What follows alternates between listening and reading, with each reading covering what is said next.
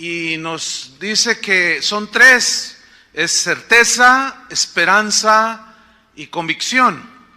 Miren, el punto principal de la fe, o sea, la razón de ser de la fe es creer en Dios, ¿cierto? Confiar plenamente en Dios. Ahora bien, a Dios, nuestra fe tiene que estar basada en el Dios que se nos revela en la Biblia, en las Escrituras, en lo que dice Dios mismo de Él, quién es Él. Y las Escrituras nos revelan el carácter de Dios. En ellas nosotros encontramos que Dios es todopoderoso. Bueno, nuestra fe tiene que estar basada en el Dios todopoderoso. Imagínate que todo lo puede. La Biblia nos revela a un Dios omnisciente que todo lo sabe. Pues nuestra fe debe estar fundamentada en ese atributo de Dios que es la omnisciencia y que Él todo lo sabe. Y si alguno dice alguna mentira de ti, bueno, acuérdate que Él es omnisciente y Él sabe la verdad. Y eso es lo importante, que Él sepa la verdad de las cosas. Y así nos podemos ir mencionando los atributos de Dios: la soberanía de Dios, la justicia de Dios, la santidad de Dios, la imparcialidad de Dios, y todo lo que viene, lo que se nos es revelado de quién es Dios en la Biblia. Ahora, cuando estudiamos la Biblia se nos revela ese Dios. Y la misma Biblia dice que la fe viene por el oír, y el oír la palabra de Dios. Entonces, la fe sana, la fe verdadera, está fundamentada en lo que dice la Escritura de quién es Dios. Ahora, cuando Dios se revela a nosotros, se nos revela según sus atributos. Por ejemplo, si tú tienes un problema que es insalvable para ti, que no puedes hacer nada, que es imposible, bueno, ahí se revela el Dios todopoderoso, el que nada lo detiene, ¿sí? Cuando tienes una enfermedad incurable, ahí se revela el Dios sanador, ¿sí? Es decir, que Dios se revela conforme a lo que Él es. Cuando tú estás en una situación de necesidad apremiante, de alguna necesidad económica, pues ahí Dios se puede revelar como Jehová Jireh, o el Dios que todo lo suple, ¿cierto? Ahora bien, Dios, cuando opera en sus atributos según lo que Él es, por ejemplo, si Él es el Dios de amor, porque ese es uno de sus atributos, dice que Dios es amor. Cuando Él se revela como el Dios de amor, Él no pisotea ni hace a un lado sus demás atributos. Por ejemplo, Pablo dice: mirad la bondad de Dios, a los romanos. Dios es bueno, ¿están de acuerdo? Pero Pablo dice, contrastando: mirad la bondad y la severidad de Dios. O sea, Dios es bueno, pero el hecho de que sea bueno, Él no pisotea el hecho de que Él es justo. ¿Por qué? Porque a cada quien le da conforme a lo que ha hecho. No tendrá por inocente al culpable. Cuando Él se manifiesta como el Dios justo, no pisotea su amor. Cuando Él o lo hace a un lado o lo minimiza. En otras palabras, Dios, en su esencia de Dios, que es espíritu, pero con todos estos atributos, esos atributos no aumentan ni disminuyen, y cuando son totalmente estables, ¿sí? Por lo tanto, cuando Él se revela, por ejemplo, como el Dios santo, no anula su soberanía. Cuando se revela como el Dios soberano, el que no le pide parecer a nadie, sino que hace las cosas como Él le agrada, no hace a un lado su atributo de amor. Cuando Él dice que ama, de tal manera amó Dios al mundo, ahí se ve la imparcialidad de Dios. Amó a todos, pero no todos lo aman a Él. Entonces, cuando alguien dice: Dios es amor, dice una verdad, porque Dios es amor. Pero luego dice, por lo tanto Dios no puede mandar al infierno a nadie porque Él es amor. No, ahí está equivocado el concepto. Porque Dios también es un Dios justo que no tendrá por inocente al culpable. Porque en realidad la gente no se va al infierno porque Dios la mande así directamente, sino porque rechazamos, o la gente rechaza, o los que rechazan el sacrificio de Cristo. ¿Sí? Entonces, ¿cómo? Sí, los ama. Dios no quiere que ninguno perezca, sino que todos procedan al arrepentimiento. Pero no todos se arrepienten. Entonces Él tiene que aplicar su justicia, porque su justicia, la violación a sus leyes, demandan que Él sea justo y castiga al culpable. De manera que es muy importante que nosotros pongamos nuestra fe en ese Dios que es inalterable. ¿Sí? Dios nunca va a ser más amor que soberano. Dios nunca va a ser más santo que justo. Dios nunca va a ser más soberano que amor. Dios es. Y Él no va a minimizar ninguna, porque si no sería humano como nosotros. Un ser humano puede tener mucho amor por su familia y odiar a los vecinos. Entonces Dios no es así. Por lo tanto, la fe que se basa, la fe sana, es aquella que se pone en el Dios que nos revela la palabra de Dios misma, lo que Él mismo dice, quién es Él. Esta fe pues está fundamentada en la palabra de Dios, porque dice la Biblia que es imposible que Dios mienta. ¿Por qué? Porque es el Dios de verdad. Toda palabra que dice allí, que está escrita y que Dios la está afirmando, es verdad. ¿Por qué? Porque la dijo un Dios de verdad.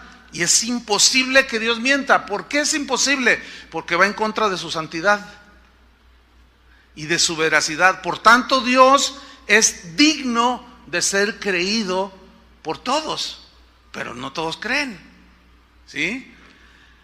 De tal manera que si Dios dice, por ejemplo, el que tiene sed venga y el que quiera tome del agua de la vida gratuitamente. Bueno, esto lo dijo Jesús en Apocalipsis 22. Bueno, eso lo dijo Él. Hay quienes dicen que eso no es lo que significa y dicen sus rollos. Bueno, a mí no me interesa lo que digan otros. A mí, antes de cualquier filósofo o teólogo o intérprete de la Biblia, antes era Él. Y si Él dice que de tal manera amó al mundo, que dio a su Hijo unigénito para que todo aquel que en Él cree no se pierda, mas tenga vida eterna, bueno, o lo creo o lo rechazo. No me importa lo que diga fulano de tal o mangano de tal, eso queda en segundo término, porque tenemos que ir a la Biblia. Nuestra fe tiene que estar basada no en los dichos de los hombres, mucho menos en las filosofías, sino en lo que Dios ha dicho. De otra manera, nuestra fe no crece sana. ¿Sí? Como le dijo a Nicodemo, Juan 3:36, el que cree en el Hijo tiene vida eterna. ¿Cuántos creen en el Hijo? Bueno, eso es lo que dice. El que cree en el Hijo tiene vida eterna, pero el que rehúsa creer en el Hijo no verá la vida. El que rechaza al Hijo, el que rehúsa, el que rechaza al Hijo, no verá la vida, sino que la ira de Dios está sobre él. Ahí están dos verdades. De tal manera amó Dios al mundo, ahí está su amor como atributo, y lo amó de una manera imparcial a todos. ¿Sí? Pero también dice que el que lo rechaza, su enojo está sobre de él. Y ese enojo es en base a su justicia y santidad. ¿Ven cómo no hace de lado ninguno de sus atributos por sobreexaltar exaltar cualquier otro de sus atributos? No, Él es. Él es. Y Él es íntegro.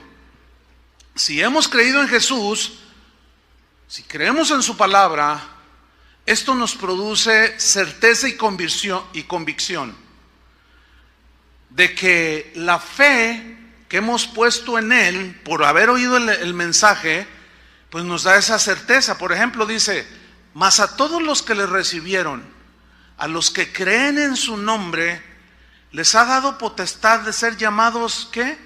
Hijos de Dios, a los que creen en su nombre. Eso lo dijo Dios, eso no lo dijo ningún hombre. Eso lo dijo el Señor por el Espíritu Santo. Por lo tanto, fíjate, la fe verdadera es aquella que viene por el oír. ¿Pero el oír qué? ¿Filosofías? ¿Doctrinas de hombres? No, porque entonces no sería una fe bien fundamentada. A la hora que vienen los problemas de la vida, como no tiene sustento, no tiene efecto esa fe. Hay inseguridad, etcétera. Entonces la verdadera fe viene por el oír, y el oír por la palabra de Dios. Ese es el poder que tiene la palabra de Dios. Por lo tanto, nosotros debemos de poner nuestra fe en ese Dios que se revela en las Escrituras a través de su palabra. Encontramos pues 3 bendiciones espirituales aquí que produce la fe verdadera, que es, número 1, certeza, según Hebreos 11:1. Es pues la fe, número 1, la certeza. Número 2, de lo que se espera, o sea, esperanza. Y número 3, la convicción de lo que no se ve. 3 cosas que son netamente espirituales: certeza, esperanza y convicción. La certeza, según el término griego, hypostasis, es la sustancia, es la evidencia, da el significado de garantía, de plena seguridad. O sea, la fe en ese Dios que se revela en la Biblia tiene el poder de producir en el que cree plena seguridad, plena solidez, plena certeza de que el Dios en el que cree, en el que se pone esa fe, es poderoso para cumplir, y Dios de verdad. La esperanza que produce el oír la palabra de Dios tiene que ver con seguridad, pero implica una paciencia en espera de que Dios responda lo que el creyente cree, que se valga la redundancia, ¿sí? O sea, porque dice que la fe es la certeza de lo que se espera, o sea, la seguridad plena, pero hay que esperar, ¿sí? Y también la convicción, fíjese, aunado a la certeza, a la esperanza, esto nos da firmeza. Aquí convicción habla de estabilidad en nuestra vida de fe, porque según la Biblia nos enseña que el justo, ¿qué? Por la fe vivirá. Pregunta: ¿cómo recibimos la salvación? Por fe. Si tú estás enfermo, ¿cómo recibes tu sanidad? Por fe. Si tú necesitas una provisión, mañana tienes que pagar la renta y no tienes, ¿cómo recibes esa provisión? Por fe.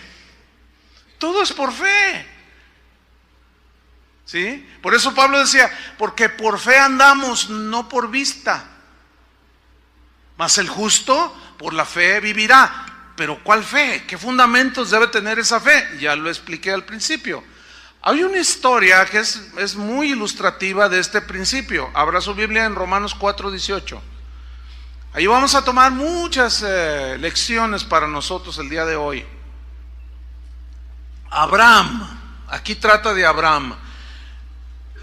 Abraham, la Biblia le da varios nombres, lo menciona, Dios mismo habla de Abraham como su amigo. Romanos 4:18, ahí téngalo. Dios mismo habla de Abraham como su amigo. Abraham, mi amigo, dice.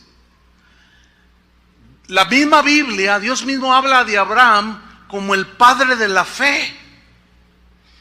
Y también dice que los que hemos creído en Cristo somos hijos de Abraham por la fe, en el sentido de que hemos creído y hemos sido justificados así como Abraham creyó a Dios y le fue contado por justicia.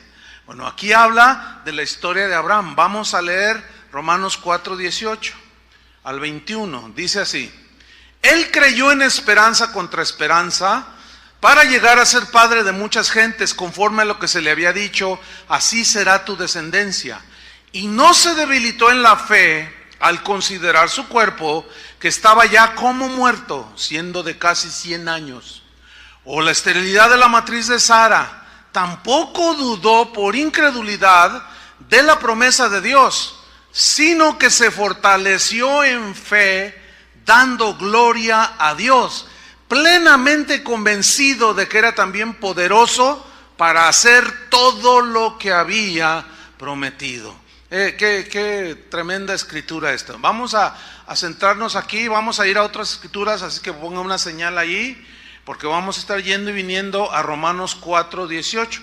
Vamos a escudriñar este pasaje. Vamos a hacer brevemente un recordatorio. Cuando Dios le da la promesa de un hijo, ¿qué hace Abraham? Creyó. Digan todos, creyó. Esto es lo que está diciendo Romanos 4:18. Vamos al texto. Dice, él, o sea, Abraham creyó. ¿Qué significa esto? Que Abraham puso su fe en Dios, en la promesa que Dios le estaba dando, y tuvo la certeza, la seguridad, y tenía toda la garantía, porque había creído en un Dios de verdad, y para él estaba garantizado que Dios iba a cumplir su promesa. Pero luego dice, él creyó, pongan sus ojos ahí, en esperanza contra esperanza. O sea, la promesa que Dios le estaba dando a Abraham, le estaba produciendo él creyó, y esa fe le produjo a él una esperanza. Eso significa, creyó en esperanza contra esperanza. Y esa esperanza tuvo que, como dice, que la fe es la convicción de lo que se espera, la certeza de lo que se espera. Ahí está, esperanza. Dios le promete el hijo, pero Dios tardó en cumplirle 25 años. Eso tardó en cumplir Dios su promesa. Por eso es que se necesita la paciencia. Y como dice en Hebreos, que a través de la fe y la paciencia heredamos las promesas. Y ahí es donde nosotros nos metemos en problemas, porque podemos tener fe genuina, pero esto va aunado a la paciencia. Y también la palabra de Dios dice que la fe probada produce ¿qué? Paciencia. O sea, es necesaria la paciencia para que la fe tenga su obra perfecta. Porque la impaciencia nos lleva a cometer muchos errores, aunque tengamos fe. Entonces, ¿ven cómo va de la mano todo esto? Entonces, él creyó en esperanza contra esperanza. Lo voy a explicar brevemente. Cuando Abraham creyó en la esperanza que le daba Dios al prometerle descendencia, esto significa creyó en esperanza contra esperanza. Él creyó en la esperanza que le daba Dios a través de la promesa. Creyó en esa esperanza contra la esperanza que le mostraba su condición de un hombre anciano. Y no solo eso, sino la doble situación adversa que tenía Sara. No solo estaba anciana, igual que él, sino era estéril. Eso es lo que significa que Abraham creyó en esperanza contra esperanza. Sigo en el mismo versículo. Para llegar a ser padre de muchas gentes. Porque Dios le había dicho que le iba a dar una descendencia. Conforme a lo que se le había dicho, así será tu descendencia. Yo quiero subrayar la palabra o la frase conforme a lo que se le había dicho. Es decir, Abraham no esperó más ni menos que lo que Dios le había prometido. Y es muy importante esta frase, conforme a lo que se le había dicho. Porque Dios no va a hacer nada si Él no lo dijo. ¿Entienden? Dios no va a obrar de la manera que el hombre quiere que Dios obre. Él va a obrar como Él quiere obrar. Y Él va a obrar como Él ha dicho que va a obrar. Por eso cuando alguien viene y dice, no, pues es que Dios me dijo esto. Bueno, pero ¿y tiene sustento bíblico lo que dices que Dios te dijo? Pues no lo tendrá, pero a mí Dios me lo dijo. No, es que Dios va a obrar conforme a lo que Él ha dicho. Por eso dice que Abraham creyó en esperanza, la que le daba a Dios contra la esperanza natural de verse anciano, para llegar a ser padre de muchas personas. Conforme a lo que se le había dicho, así será tu descendencia. No lo busque, en Génesis 15, versículos 5 y 6, ahí está este pasaje. Dice que Dios lo llevó fuera de su casa, le dijo, sal de tu casa. Y le dijo, mira ahora los cielos. Y Abraham sale, pongan en operación su imaginación, y él sale y mira los cielos y le dice Dios, y cuenta las estrellas, si las puedes contar. Entonces Abraham, imagínenselo, 1, 2, no, Señor, no, es innumerable, no se pueden contar. Entonces Dios le dice, así será tu descendencia. ¿Qué le está diciendo? Vas a tener un hijo. ¿Qué creyó Abraham? Creyó que de él, en ti serán benditas todas las naciones de la tierra, todas las familias de la tierra. Él creyó que Dios le iba a dar en su vejez, de él, de su esposa, y además la esterilidad de su esposa Sara. Él creyó que le iba a dar una descendencia y que de él iba a nacer el Mesías de su linaje. Lo creyó. Y le dice, así será tu descendencia. Y dice el versículo 6, y creyó a Jehová, creyó a Dios. Y le fue contado por justicia. En ese momento fue justificado como tú y yo. En ese momento Abraham obtuvo la salvación, que es por gracia, por medio de la fe, no por obras, no hizo nada. ¿Qué sucedió con Abraham? El dicho de Dios, la promesa de Dios, le dio plena certeza, una seguridad absoluta, una convicción sin alteración, que lo que Dios le estaba prometiendo, lo que Dios le estaba prometiendo en ese momento, Dios lo iba a cumplir, conforme a lo que se le había dicho. Yo les he contado en algún par de ocasiones, lo que voy a mencionar ahora, a manera de ejemplo, de ilustración. Cuando inició Casa de Oración, hace 31 años, ya con 6 meses, cuando todavía no teníamos la primera reunión, yo me recuerdo perfectamente, ya habíamos recibido la instrucción de parte del Señor de iniciar una obra, y yo oraba al Señor, le dije, Señor, pues es que, ¿cómo le voy a hacer? Porque yo nunca he iniciado una congregación. Y él me respondió, tampoco nunca nadie había pasado el Mar Rojo, hasta que le dije a Moisés que lo hiciera. Bueno, sí, Señor, pero es que yo empecé a dialogar con él y a objetar y a decir mis humanos argumentos. Y yo le dije al Señor, Señor, pero ¿cómo le voy a hacer? Porque no conozco a nadie que me ayude de ningún tipo, que me asesore nada, que me ayude económicamente para hacer la obra. No conozco a nadie. Y Dios me respondió y me dijo, ¿no te basto yo? Yo soy todo suficiente. Yo soy el todopoderoso. Bueno, hasta allí todo va bien con la escritura, ¿sí o no? Entonces me dice, mira, tú encárgate de lo mío y yo me encargo de lo tuyo. Y yo, a ver, ¿cómo? Dice, mira, jamás, nunca, me dijo, le pidas dinero al hombre. Nunca le pidas nada al hombre. Todo lo que tú vayas necesitando, pídemelo a mí, porque yo soy tu padre. Porque maldito el hombre que confía en el hombre. No, me estaba acorralando el Señor. Me estaba llevando al sendero de la fe que se pone en el Dios que se revela en las Escrituras. Espero me esté explicando.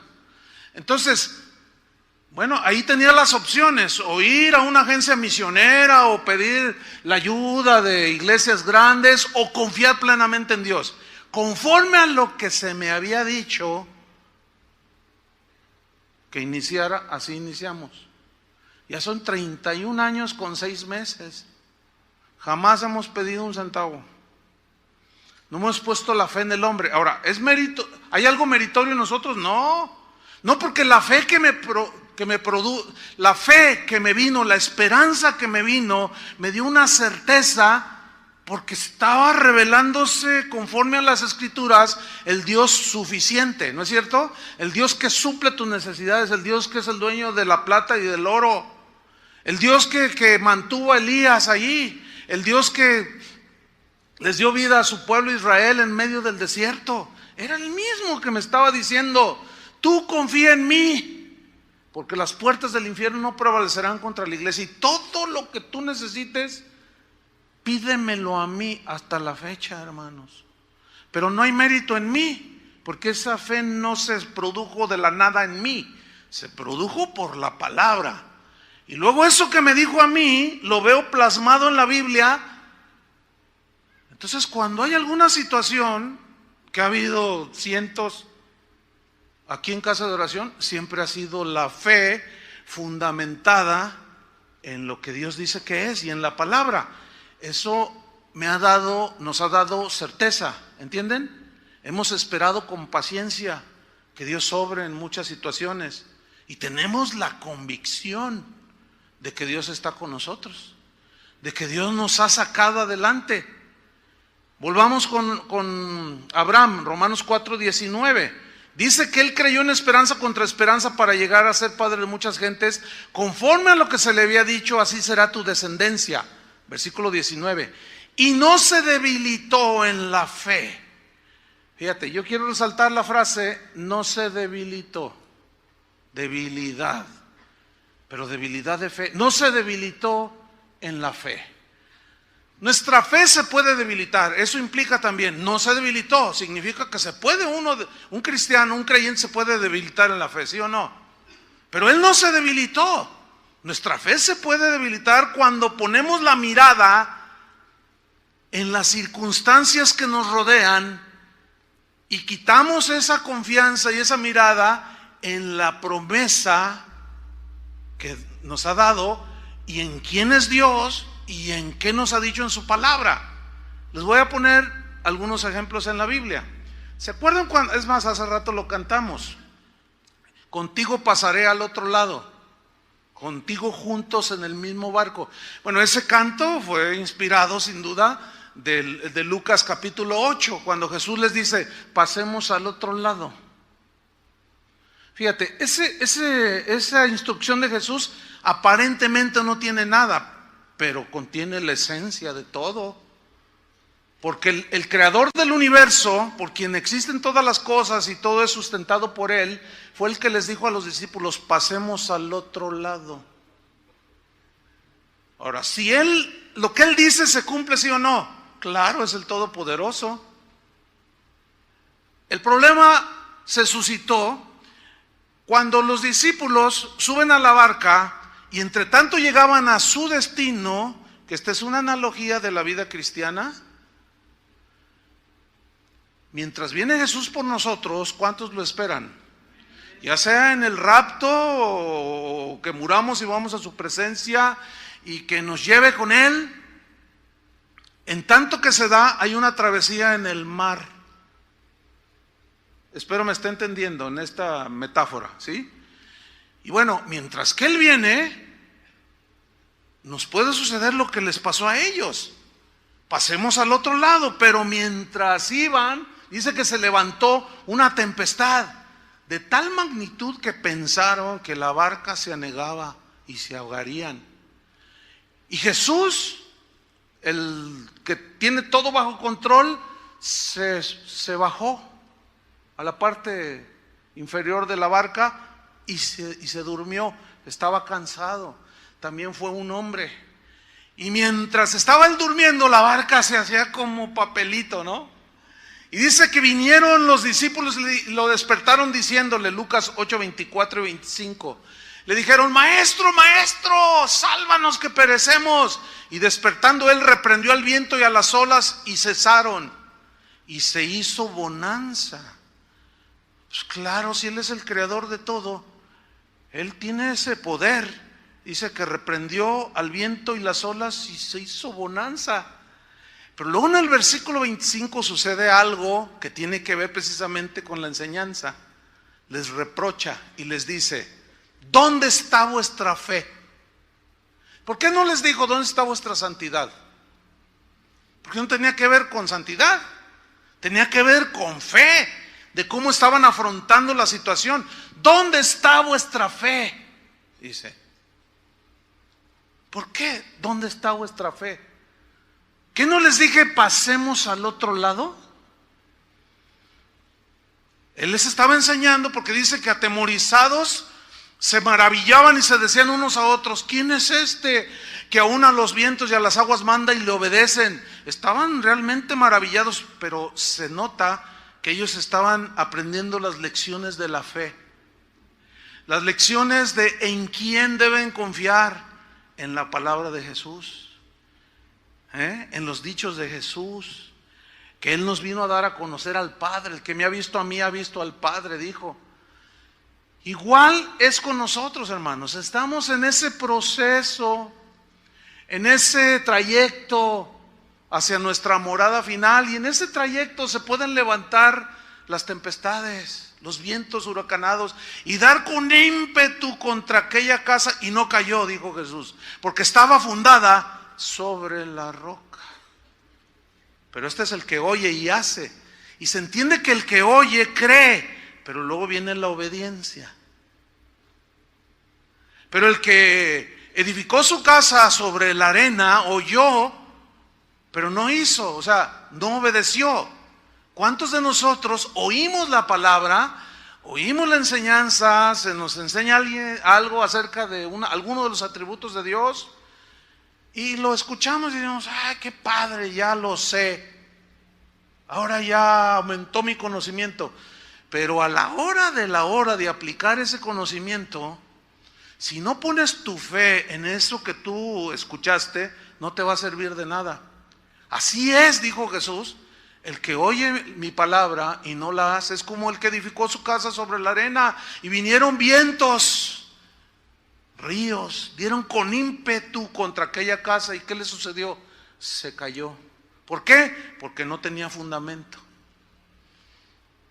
O sea, miró los ríos, miró los vientos, miró lo que estaba alrededor, y quitó su vista del que le había dado la promesa. La pregunta aquí es, sin duda, por un lado sin duda, que todos vivimos actualmente una circunstancia diferente. Unos pueden tener alguna enfermedad, otros pueden tener alguna situación familiar, otros están muy preocupados porque la situación, no solo en el país, en el mundo, en el aspecto económico está muy difícil. Algunos están viendo cómo están recortando personal, empresas que albergan 3,000, 4,000 empleados están cerrando. Entonces eso, si tú lo miras así humanamente, crea inseguridad, ¿no es cierto? Y estás en una situación, pero aquí es precisamente donde el Señor nos dice, ¿qué no dije yo? Yo estoy con vosotros todos los días hasta el fin del mundo. ¿Qué no dijo Jesús? Y si Dios da de comer a las aves y viste a las florecillas del campo así, ¿no hará mucho más con vosotros, hombres de poca fe? Otra vez la fe. Aquí es donde tenemos que hacer válido el que somos creyentes. Y la fe en ese que dijo que va a estar con nosotros. Como dijo David, aunque ande en valle de sombra de muerte, no temeré mal alguno, porque tú estarás conmigo. ¿Están entendiendo? Entonces la circunstancia de cada uno sin duda es diferente, pero la fe es la misma. La fe es la misma. La fe en el que ha dicho todas y no sé cuántas cientos o miles de promesas. Ahí está el punto. ¿Sí? ¿Estás enfermo? ¿Necesitas un milagro de Dios? Bueno, ¿cómo se recibe? Por fe. ¿Sí o no? Miren, les voy a poner un ejemplo. Hace 3 semanas yo iba a ir a dar una conferencia a Toluca. Y Adrián pasó por mí y yo lo vi cuando llegó. Yo ya me bajaba con mis maletas. Y en eso mi esposa me dice, me siento mal, me dice. ¿Qué tienes? Dice, que tengo un dolor. Y como es una mujer muy activa y muy hacendosa, rara vez la veo yo quejarse, y la vi que se estaba doliendo. Entonces le hablé al doctor Orbozo, un hermano de casa de oración, y le dije, oye doctor, fíjate que pasa esto. Dice, ¿sabes una cosa? Dice, tienes que llevármela aquí a mi consultorio, necesito verla. Entonces llamé a los hermanos que no podía ir a dar la conferencia, pues estoy en deuda con ellos. Entonces la llevé a mi esposa y le sacan un montón de estudios. Y dice, mira, todo apunta a una apendicitis. Dice, pero no está muy bien revelado. Necesitamos esperar. Dice, te voy a llevar con el mejor cirujano especialista allí en esa parte del cuerpo. Y nos encarriló con él y él estaba ahí. Y otros estudios y todo el asunto. Entonces, cuando estábamos ahí con el radiólogo dijo, bueno, mira, aquí está el apéndice, y le dice, pero veo líquido derramado. No sé si tú te acuerdas de eso. Veo líquido derramado. Entonces yo dije, ¿líquido derramado? Y ahí se veía, porque dice, mira, aquí está, líquido derramado. ¿Qué había sucedido? Se le había reventado el apéndice. Y lo derivado de eso se llama médicamente peritonitis. Y eso es de muerte.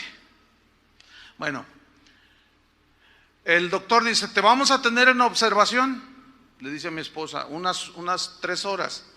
Pasaron 3 horas, 4, y llega y la vuelve a auscultar y le dice, no, ¿sabes una cosa? No me gusta esto, dice, no me gusta. Te tengo que abrir. Y me mira a mí, tengo que abrirla ya, sí o sí. Su experiencia le llevó a tomar esa decisión, dice, porque no nos es claro por los análisis qué es lo que ella tiene y es urgente. Usted, no, pues adelante. Entonces ya la preparan así rápido y se la llevan, y en eso llega el doctor Barbosa y me dice, y vi que le digo, la acaban de bajar, ya la van a operar. Entonces él baja. Y la operación duró como 1 hora y cuarto. Como a los 10 minutos sube el doctor Barbosa y lo vi nervioso. Y me dice, le digo, ¿y cómo va todo? Y me dice, bueno, la verdad es que, mira, todo va a salir bien. Le digo, no, dime, o sea. Y me dice, bueno, es que aparentemente y todavía, ¿verdad? Se le reventó. O sea, peritonitis. Entonces, cuando me lo dice, no me lo dijo claro, pero yo lo entendí. Bueno, ¿allí qué necesitaba yo? ¿Al Dios que suple para pagar la renta? No. Allí yo necesitaba creer en el Dios que sana. Mire, hay muchos que ahora dicen que Dios no sana y que si sana a alguien es el diablo. Pues yo no sé si el diablo fue el que te sanó, Vicky. Porque tú no sirves al diablo. Yo no sé cómo se agarran diciendo tanta tontería, pero son dichos de hombres. Tenemos que irnos a lo que dice la Biblia. Yo soy Jehová tu sanador, así dice. Entonces se va otra vez el doctor y yo me quedo solo ahí en el cuarto del hospital. Bueno, ¿qué? ¿Me tenía que poner a llorar o a confiar en el Dios que qué? Que sana. La fe te hace descansar. Yo tenía la certeza, conozco a Dios, de que Él es soberano, de que yo sé perfectamente, sabía que Él la podía sanar, aún sin necesidad de operación. También sabía que Dios, si estaba ya en su plan, podía morir. Pues Dios tuvo a bien, para su gloria en ese momento, sanarla. ¿Por qué? Porque cuando sale de la operación, el doctor va conmigo y me dice, su esposa está fuera de peligro. Dice, le voy a decir una cosa, me dice, era de muerte. Su esposa debería ahorita en estos momentos usted andar arreglando lo del funeral.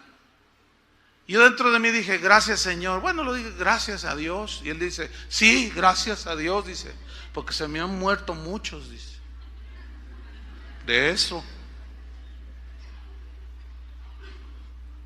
Al otro día, después de la operación, Vicky despierta y dice, tengo hambre. Y la enfermera estaba allí y se asustó.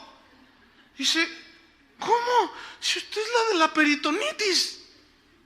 Sí, pero tengo hambre. Y como a las 12 del siguiente día llega el doctor, el que la operó, y cuando la ve, dice, no. Así le hizo, no. Dice, mire, señora, le dice, no hay duda que usted tiene una tarea que Dios quiere que usted termine. Él no sabía que éramos pastores, O sea que habló el burro, como dice el dicho, ¿no? O sea, con todo respeto, usted sabe que hay un dicho, ¿no? De cuando le habló la burra de Balaam, ¿no? O sea, a veces me sorprende, yo no sigo todavía sorprendido de cómo es posible que hay gente que ni cristiana es, por el amor de Dios. Algunos dicen que el hombre sin Cristo no capta nada. Yo veo todo lo contrario. Una persona que evidentemente yo lo sé, que no es un cristiano, y dijo, y habló como si fuera un cristiano. No, Dios tiene todo bajo su control. Y diciendo de la soberanía de Dios, de lo milagroso de Dios. Y dice, no, nomás le decía, no, le decía así. Es que lo veo, mira, nomás porque ahí está. Yo me encomendé en las manos de Dios, dijo.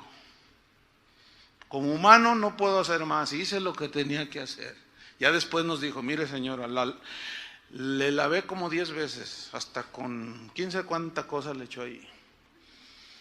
Y luego a la semana le quitan las puntadas, y cuando la llevo, hace unos días, la llevo y la ve y dice, no. Hermanos, escúchenme bien. En ese sentido, porque no es la primera vez que yo veo algo así de primera mano. ¿Qué es lo que Dios demandaba para una situación así? Fe. ¿Qué es lo que Dios demandó de los discípulos cuando se les estaba negando la barca? Fe. ¿Qué es lo que Dios pedía de los israelitas mientras atravesaban el desierto? Fe. ¿Qué es lo que Dios te está demandando a ti en tu situación? Fe. ¿Qué vas a hacer? Pero fe, no en el Dios ese que a veces hablan unos que no sana ya, o en un Dios que es un Dios totalmente, no es el Dios de la Biblia. Dios de la Biblia nos revela a otro tipo de Dios, el Dios verdadero. Entonces, ¿cuáles son tus circunstancias? Bueno, la instrucción bíblica es que no mires las circunstancias, sino mira a Jesús. Que no te asustes, que tengas confianza, que tengas plena certeza de que Dios no te va a abandonar en la situación en la que estás. Tenemos su palabra, como la que hoy estoy yo compartiendo, que nos da la sustancia, y es garantía, hermanos, porque es dada por un Dios que es imposible que nos mienta, que nos engañe. Esa palabra nos da la seguridad de que Dios no nos va a abandonar, hermanos. Esa es la certeza que nos da la fe verdadera, la fe que se sustenta en la palabra de Dios. Ahora volvamos con Abraham de nuevo, porque dice que no se debilitó en la fe. Fíjate, aquí está lo de las circunstancias. Al considerar su cuerpo, considerar significa observar, ver. ¿Qué? Sus circunstancias. ¿Cuál era la circunstancia de Abraham aquí? Su cuerpo viejo. 75 años tenía cuando Dios le hizo la promesa. Estaba viejito. No se debilitó en la fe al considerar su cuerpo que estaba ya como muerto, siendo de casi 100 años, que fue cuando nació Isaac. O sea, él no miró todo lo adverso de las circunstancias que le rodeaban, esa circunstancia él era él mismo, su cuerpo anciano, o la esterilidad de la matriz de Sara. No solo la esterilidad, sino la vejez, y como consecuencia también desde joven nunca pudo tener hijos. Esterilidad, pasó el tiempo, ya perdió toda esperanza, llega a la ancianidad, a la vejez. Pero esto es lo impactante de la vida de Abraham, que creyó no ciegamente, porque la fe no es ciega, la fe tiene sustancia. ¿Entienden? Porque algunos dicen, no, yo creo ciegamente en el Señor. Sí, pero ¿en cuál Señor? ¿En el Señor de los Anillos? ¿O en cuál Señor? Porque pues el que tú estás creyendo en el Señor de los milagros de no sé qué, de Tapaquetitlán, o qué sé yo. No, ¿en cuál Señor? ¿En dónde tienes tu fe? Entonces, Abraham dice, no se debilitó en la fe. ¿Por qué? Porque la promesa de Dios le producía esa fe que le daba certeza, ¿entienden? Que le daba, y pacientemente esperó, y tenía la convicción de que Dios era poderoso para hacer lo que le había prometido. Y luego dice en el versículo 20, tampoco dudó. O sea, aquí hay dos cosas. No se debilitó en la fe. Ese es número uno. Y número dos, tampoco dudó por incredulidad de la promesa de Dios. Aquí dudar habla de un titubear constante, de algo que es ya casi el estilo de vida, ¿sí? Habla de vacilar, de una inseguridad casi constante, que no era el caso de Abraham. Ahora, recordemos que habían transcurrido 10 años y la promesa no venía. Y vino un titubeo. ¿Saben a lo que me refiero? Algunos ya lo están descifrando, el titubeo. ¿Cuál fue el titubeo? Sara le dijo a Abraham, pues Dios, en pocas palabras, ¿no? Se está tardando. ¿Qué te parece si el hijo que Dios nos prometió lo tenemos por medio de la esclava Agar? En aquellos tiempos, en aquellas culturas, tener un hijo con una esclava, por ley, era un hijo legítimo de la pareja, en este caso de Abraham y Sara. Entonces, Abraham, sin duda, que no tenía la lujuria en su mente ni nada, él estaba pensando en la descendencia, dijo, pues sí, titubeó, fíjense, quitó sus ojos de la promesa.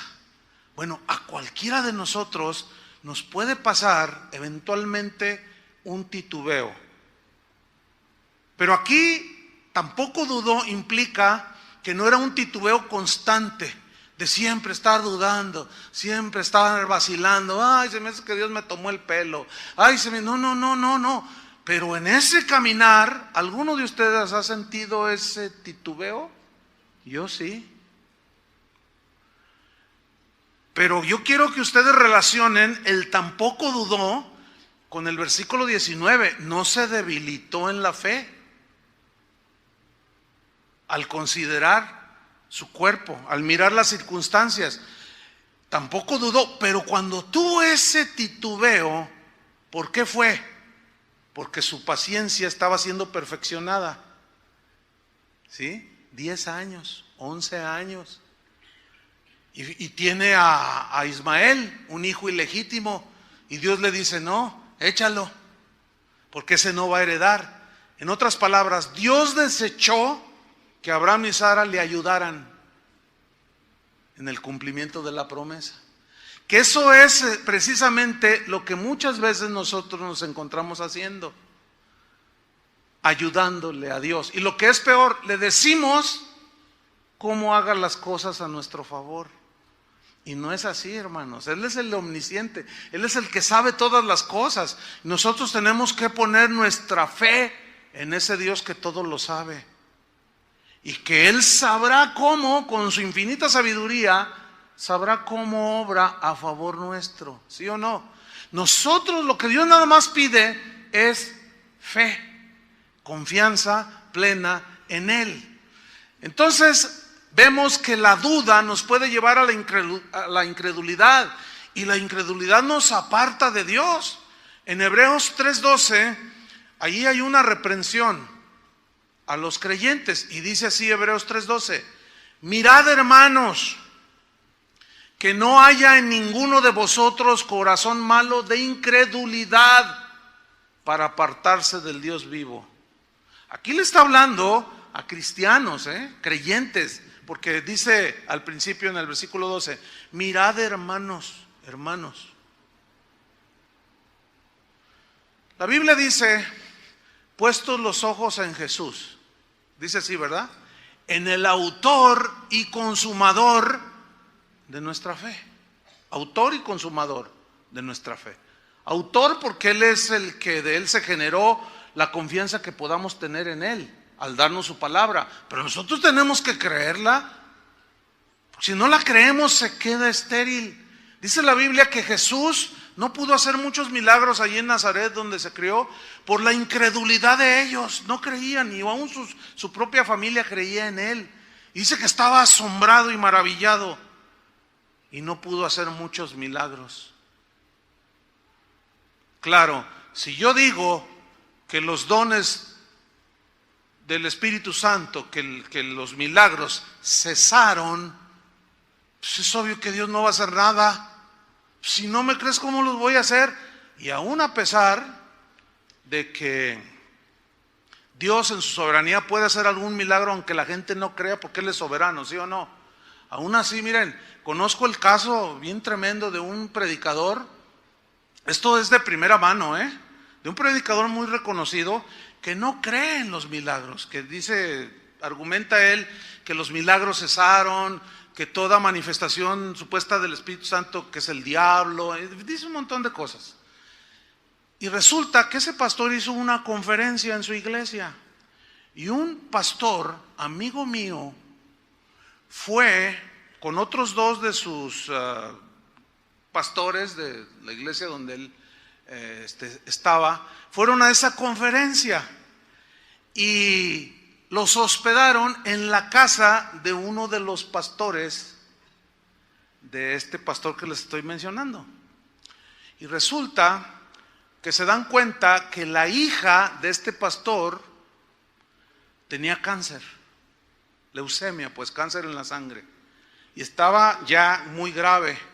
Entonces estos tres hermanos, entre ellos el amigo mío, le dijo: oiga pastor, pues vamos a orar, Dios puede sanar. Dice, pues es que, entonces él se acordó que el pastor de este otro pastor era de la línea de que Dios ya no hace milagros.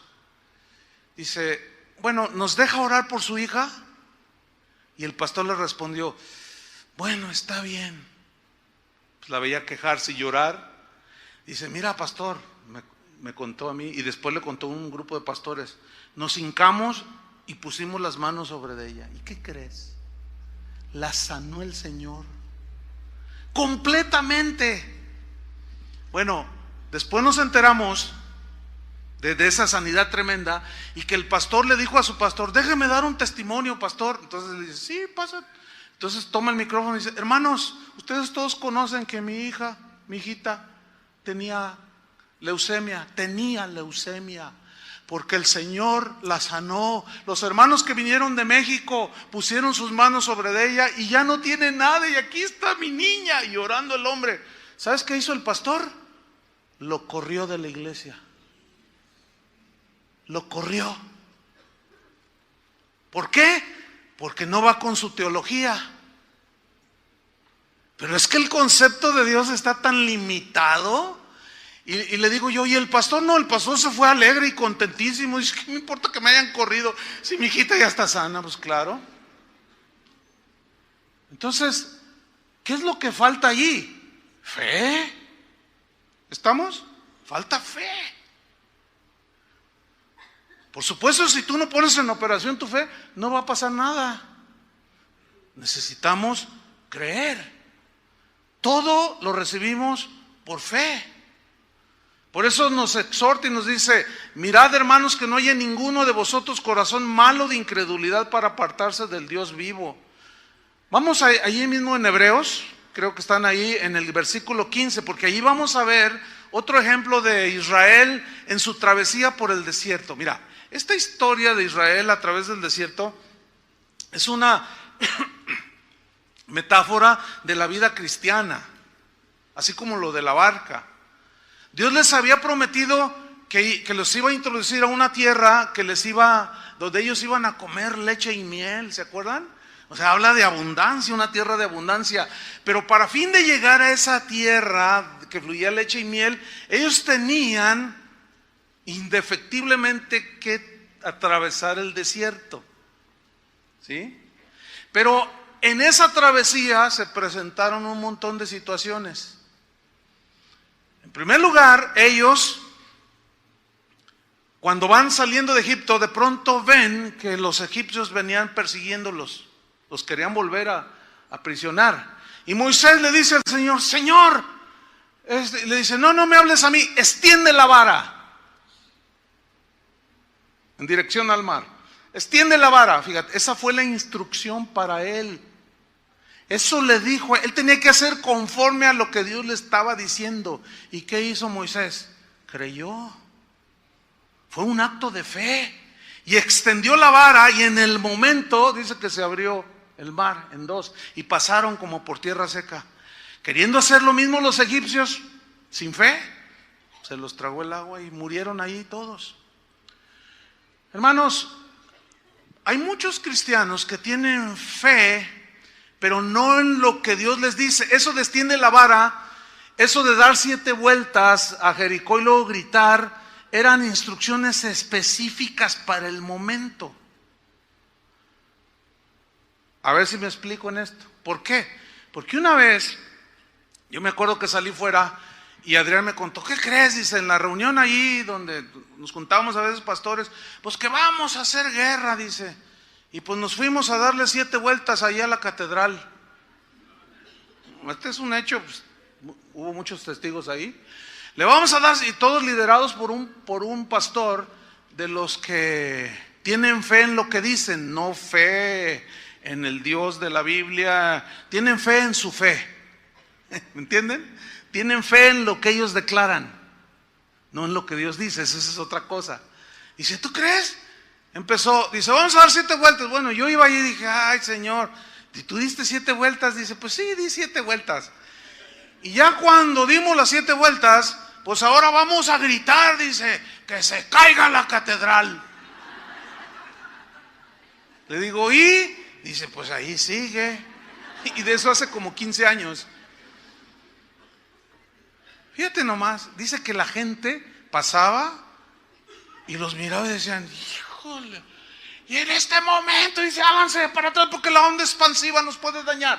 Ahorita que se caiga todo en una implosión. Y que quién sabe qué tanto rollo decía. No, pues creo que esa está más bonita ahora, ¿no? Porque ya le dieron su manita de gato. Y ahí sigue. ¿Por qué sigue allí? Porque Dios nunca dijo eso, ¿entienden? Entonces no podemos nosotros repetir los milagros que eran específicos. Pero tú sí necesitas un milagro y una intervención de Dios en tu circunstancia. Y vas a hacer y a poner tu fe en el momento y en la situación en la que estás envuelto. ¿Cuántas veces Dios en la Biblia abrió el mar rojo?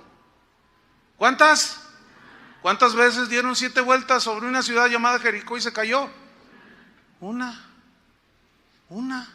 Porque esas eran las circunstancias de los creyentes de ese momento. Bueno, estamos en la travesía de Israel, ¿cierto? Pasan el mar rojo, qué milagro, ¿no? Era como para que ellos dijeran, wow, qué Dios tan tremendo tenemos. Bueno, vamos a leer Hebreos 3:15. Dice, entre tanto que se dice, si oyereis hoy su voz, no endurezcáis vuestros corazones, como en la provocación. ¿A qué se refiere? Sigamos leyendo, versículo 16. ¿Quiénes fueron los que habiendo oído le provocaron?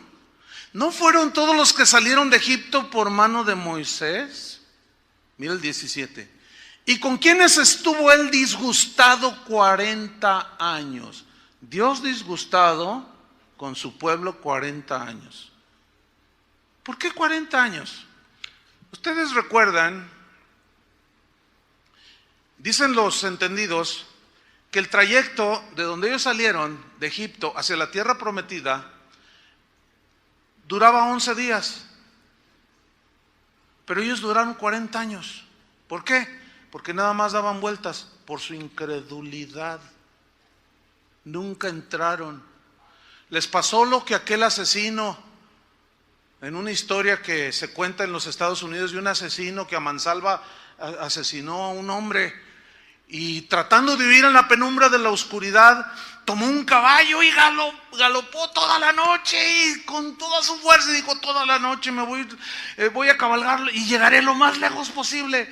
Y cabalgó durante toda la noche tratando de huir, y cuando iba amaneciendo vio a lo lejos un humo de hogueras, de fogatas, y dijo: ay, ahí llegaré y me voy a refugiar. Y cuando llega, era el pueblo de donde salió huyendo.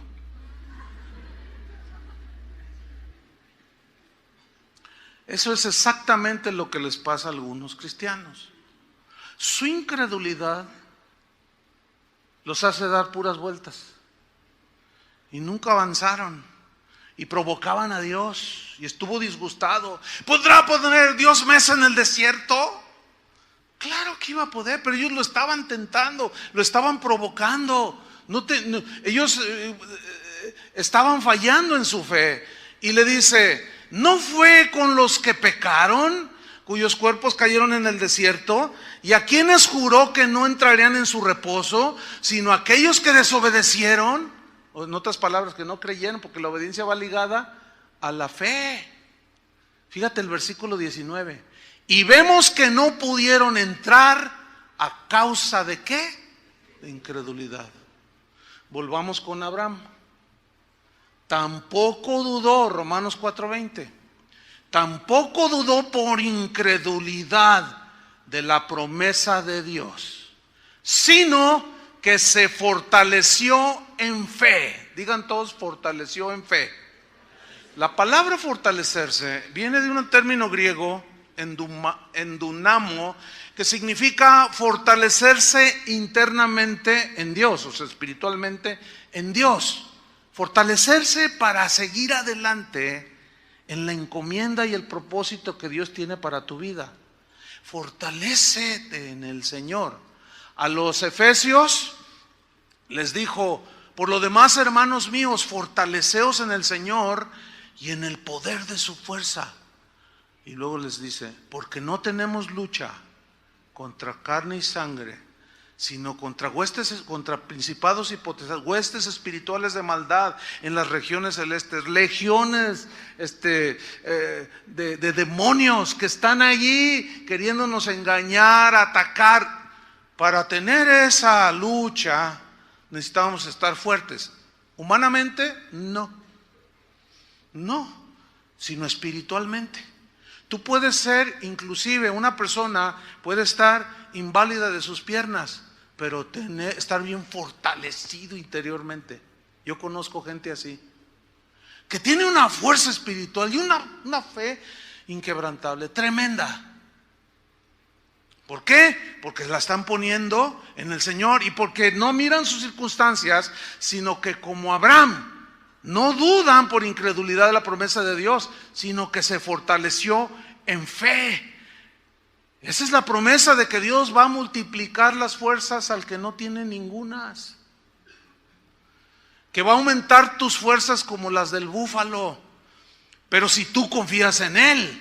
¿Por qué? Porque la fe es la que activa el poder de Dios para sustentarnos en todo, en cualquier situación en la que estemos pasando.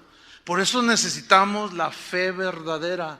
La fe sustentada y basada en la palabra de Dios y en quien Dios es. Ahora vámonos sobre el final, porque viene una pregunta aquí.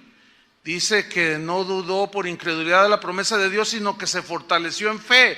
Y la pregunta es, ¿cómo se fortaleció en fe? ¿Qué fue lo que hizo para fortalecerse en fe? Nos dice al final del versículo, dando ¿qué? Gloria a Dios. Significa, como dicen varias versiones, alabando a Dios. La alabanza a Dios. La alabanza a Dios es un tema tan menospreciado, tan mal entendido. Alabanza a Dios cuando, por ejemplo, el rey David decía: bendeciré al Señor en todo tiempo. Su alabanza estará de continuo en mi boca. De continuo. ¿Sí? Eso significa que en cualquier situación él tenía una continua alabanza en su boca. Hay una historia que quiero que veamos para terminar en 2 de Crónicas 21, que es muy interesante porque nos muestra precisamente el mismo principio que usó Abraham. Pero fue el mismo principio que usó Pablo y Silas, 2 Crónicas 20.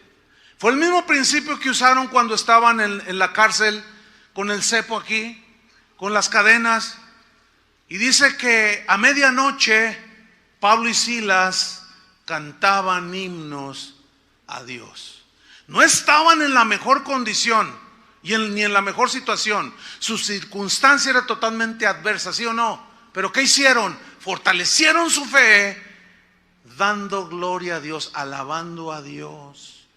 Y los presos los oían, dice, y de repente el Señor se manifestó, ni siquiera le pidieron. ¿Por qué? Porque cuando tú alabas a Dios en medio de tu circunstancia adversa, como Abraham, como Pablo y Silas, estás honrando a Dios, ¿entiendes? Le estás atribuyendo todo el poder, estás diciendo que tienes toda tu confianza en Él, y eso es lo que honra a Dios. No es ningún mérito de nosotros, le da toda la gloria al Señor. Y Él se manifestó, dice que las cadenas de todos se soltaron.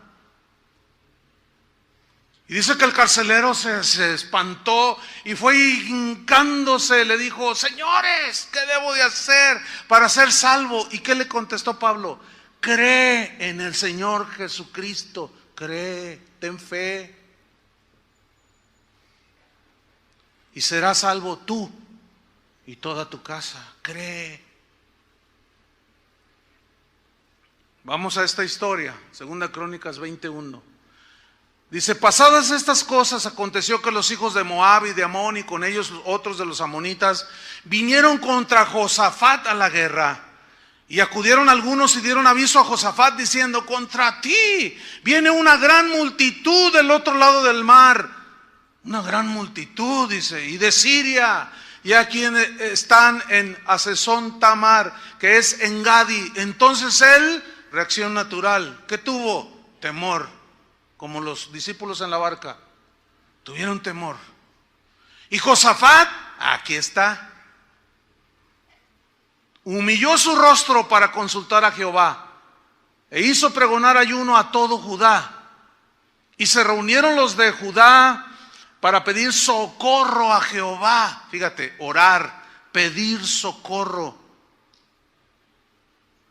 Y también de todas las ciudades de Judá vinieron a pedir ayuda a Jehová. Entonces Josafat se puso en pie en la asamblea de Judá y de Jerusalén, en la casa de Jehová, delante del atrio nuevo, y dijo, fíjense lo que empieza él a decir: Jehová, en realidad está orando, Dios de nuestros padres, y comienza con Abraham, a eso se refiere padres, Moisés, Jacob, Dios de nuestros padres, ¿no eres tú Dios en los cielos? O sea, está diciendo, tú eres el creador, ¿sí? Y que tienes dominio sobre todos los reinos de las naciones. Ahí le está atribuyendo omnipotencia, reconociendo, tú eres el omnipotente, el soberano, tú tienes dominio sobre todos los reinos de las naciones.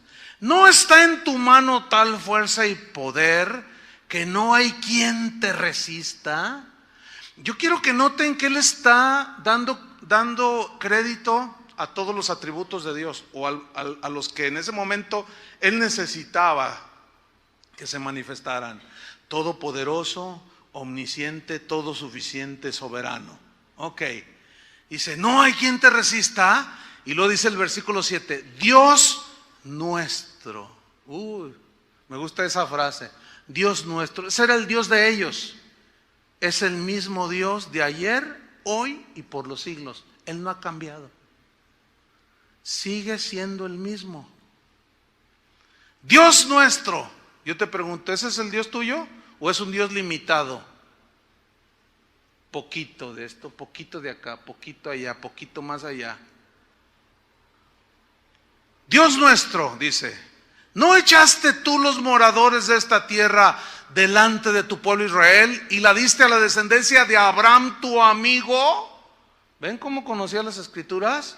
Conocía la promesa, conocía toda la historia. Tú diste esta tierra a Abraham tu amigo para siempre, y ellos han habitado en ella y te han edificado en ella santuario a tu nombre, diciendo: si mal viniere sobre nosotros, o espada de castigo, o pestilencia, o hambre, circunstancias adversas, vientos, ríos que dan con ímpetu, ¿sí o no?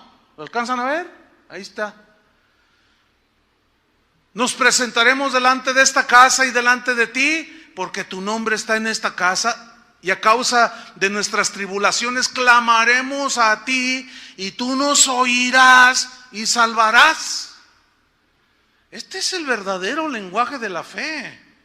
Este no es lenguaje positivo ni confesión positiva. Este es confesión de fe en un Dios que ya dijo lo que iba a hacer por su pueblo. No es una fe triunfalista. Yo voy a comprar esa casa por fe. Esa es fe triunfalista. Y el rato está todo endeudado y ya no sabe ni cómo salir. A ver, sal por fe. Pues no la tiene. Una persona así no tiene la verdadera fe. Y se endeudaron creyendo que lo que ellos decían, eso lo declaraban y eso se hacía. Y ahorita son personas que están apostatando de la fe. Sigo leyendo en el versículo 10. Ahora pues, he aquí los hijos de Amón y de Moab y los del monte de Seir, a cuya tierra no quisiste que pasase Israel cuando venía de la tierra de Egipto, sino que se apartase de ellos y no los destruyese. He aquí que ellos nos dan el pago viniendo a arrojarnos de la heredad que tú nos diste en posesión. Versículo 12, oh Dios nuestro, otra vez, fíjate, ¿no los juzgarás tú? Mira lo que viene ahora, porque en nosotros no hay fuerza contra tan grande multitud que viene contra nosotros. No sabemos qué hacer. ¿Has estado alguna vez en una situación así? Pues haz lo que hizo Josafat. ¿Qué hizo? Y a ti volvemos nuestros ojos. ¿Qué no nos dice la instrucción de Hebreos? Puestos los ojos en Jesús, en el autor y el consumador de nuestra fe. ¿Qué no nos da una enseñanza poderosa la vida de Abraham, que no consideró su circunstancia mirarla, sino que miraba como Moisés se sostuvo mirando, viendo al invisible? Plenamente, con una certeza inamovible, una convicción tan sólida por lo que Dios les había prometido. Por eso es la única explicación que hay para argumentar del por qué los primeros cristianos morían en el circo romano cantando. No hay otra explicación. Conocían al Dios soberano. Hay muchas historias dentro de la historia de la iglesia de liberaciones tremendas, milagros tremendos. Como cuando quisieron quemar uno de los mártires de Jesús y cuando prendieron, empezó el fuego y alguien se acercó y le traspasa con una espada y la sangre que brotó apagó la llama y ya no incendió. O sea, pero también está el otro lado, de personas, cristianos, que sí murieron, devorados por las fieras, pero murieron cantando, con una fuerza espiritual que les evitó negar su fe. Tremendo. Y aquí vemos, no sabemos qué hacer, dice el versículo 12, y a ti volvemos nuestros ojos. Y todo Judá estaba en pie delante de Jehová con sus niños, sus mujeres y sus hijos. Y aquí están muchas familias. Aquí están varones con sus esposas y sus hijos. Y estaba allí Jaasiel, pongan atención a este punto, hijo de Zacarías, hijo de Benaía, hijo de Jehiel, hijo de Matanías, levita de los hijos de Asaf. ¿Quién era Asaf? Era uno de los líderes de la alabanza dentro del templo de la casa de Dios. Y este hombre, Jaasiel, era uno de esos músicos que ministraba la alabanza y la adoración en la casa de Dios.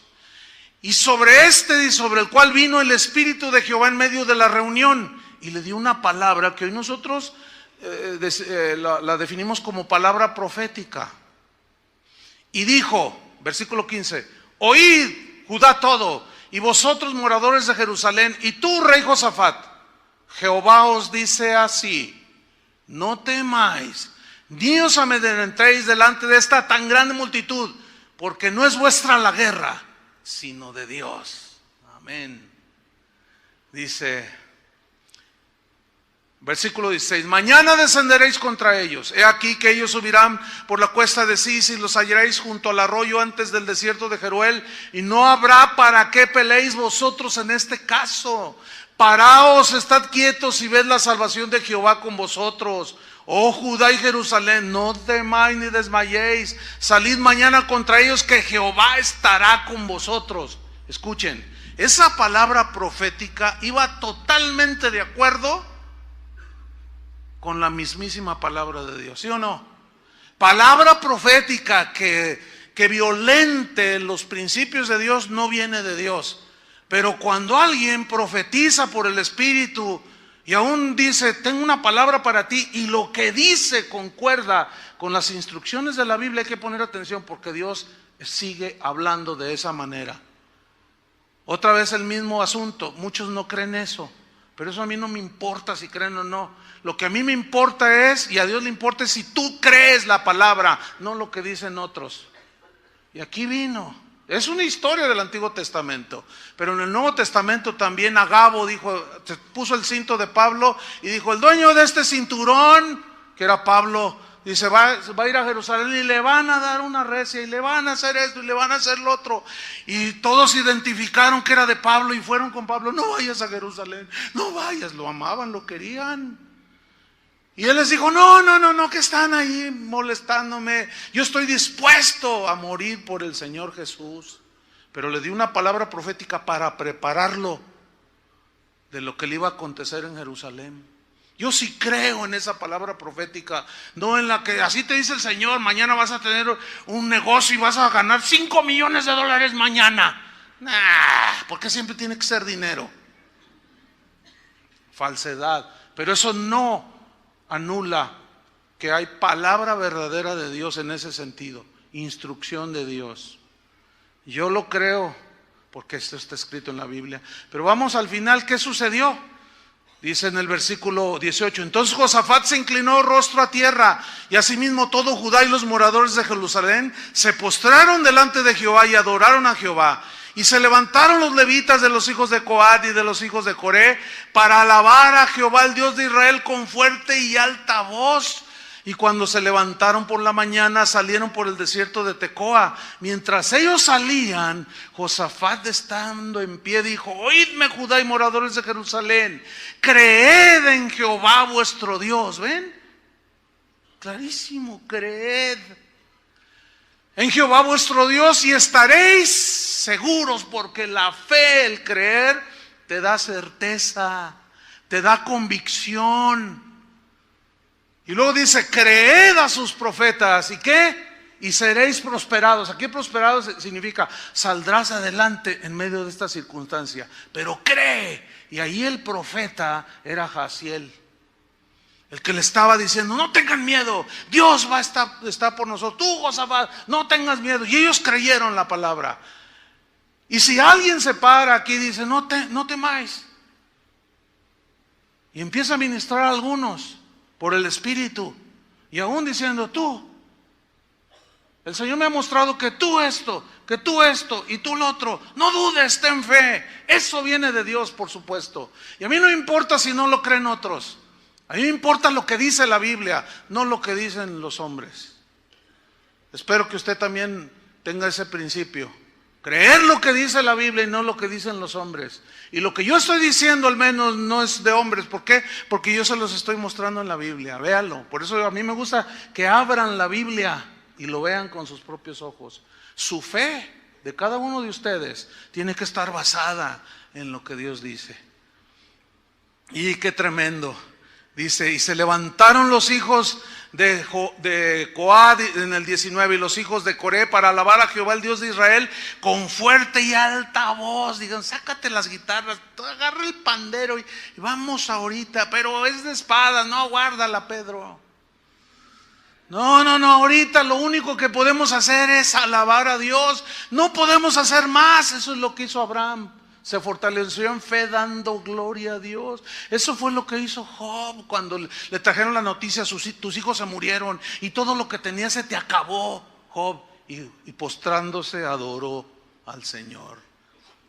Ahí está el principio por todos lados, hermano. Pablo y Silas y todos. Y luego dice: y habiendo consejo, en el 21, con todo el pueblo puso algunos que cantasen y alabasen a Jehová vestidos de ornamentos, mientras salía gente armada, y que dijesen: glorificad a Jehová, porque su misericordia es para siempre.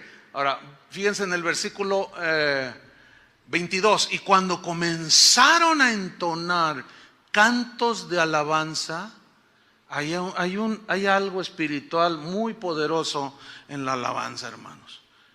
Por eso a mí se me estruja el corazón cuando escucho a cristianos decir: a mí no me gusta la alabanza, yo nada más llego a la palabra, a mí no me gusta tanto, a mí no me gusta eso. Hace poco supe de un pastor, ya me habían preguntado que qué hacía gente que asistía a esa. Dice: pastor, ya no sabemos qué hacer, pero el pastor ya fue el colmo. Este domingo la reunión empieza a las 10. Dice: llegó a las 11, y como él es el que dirige la alabanza, pues llegó a las 11, llegó tarde, y todavía con las marcas de la almohada aquí. Y dijo: bueno, hermanos, vámonos directo a la palabra, que al cabo la alabanza no es importante.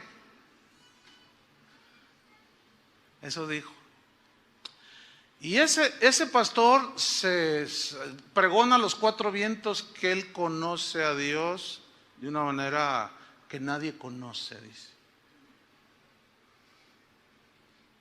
Claramente, hay algo ahí, hermanos.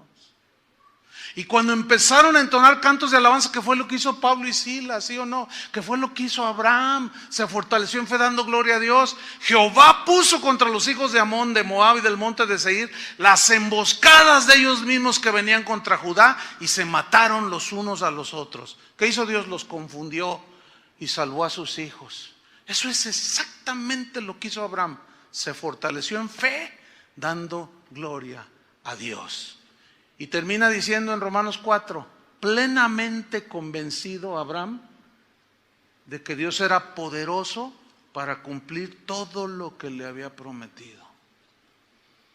Cierra tus ojos.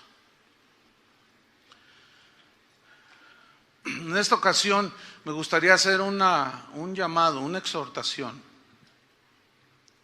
que va en este sentido. El mensaje creo que fue bastante claro. Fe, la certeza que nos da la fe, la convicción que nos da la fe. Ahora yo te pregunto, ¿cuál es tu circunstancia? Sin duda es diferente. Tú estás en tu propia circunstancia. Yo no puedo tener fe por ti. Yo puedo orar por ti, pero si tú no crees, no pasa nada. Tú tienes que ejercitar tu fe. Y yo los exhorto a que pongan su fe en el mensaje que acaban de escuchar, en la palabra de Dios. ¿Sí? A lo mejor estás dudando. Bueno, como aquel que le dijo al Señor, Jesús le dice: ¿crees? Y él dijo: sí, Señor, creo, ayuda mi incredulidad. Porque sin duda hay niveles de fe. Algunos pueden tener una fe bien débil, así, les cuesta mucho trabajo. Están creciendo en la fe. Pero ¿cuántos de ustedes que están en una circunstancia adversa así, que no saben qué hacer, que no tienen solución? Ahí está, esa es la realidad. ¿Cuántos están en una situación así? Puede ser de cualquier tipo. Levanten su mano los que estén en una situación así. Ok. ¿Qué les pide a ustedes el Señor? ¿Qué les demanda? Díganlo fuerte. Fe. ¿Y qué vas a hacer? Mi fe está débil. Fortalécete en la fe. ¿Cómo? Dando gloria a Dios. Alábalo. ¿Entiendes?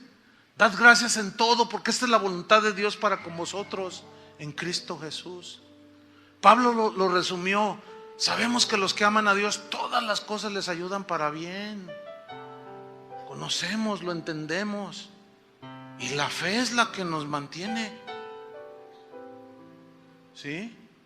Deja de darle vueltas, estar dando vueltas en el desierto. Tienes que avanzar. Sal ya de ahí. Ejerce tu fe.